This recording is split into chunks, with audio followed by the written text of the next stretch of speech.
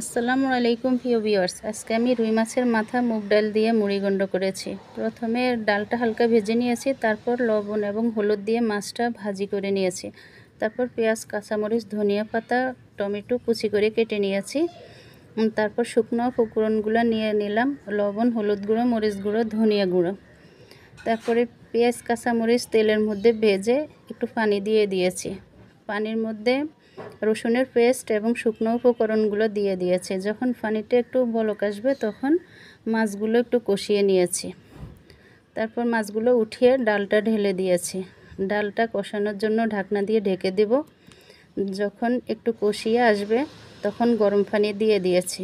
গরম পানি দিলে ডালটা একটু ভালোভাবে সিদ্ধ হয়। তারপরে যে টমেটো ঢেলে দিয়েছি।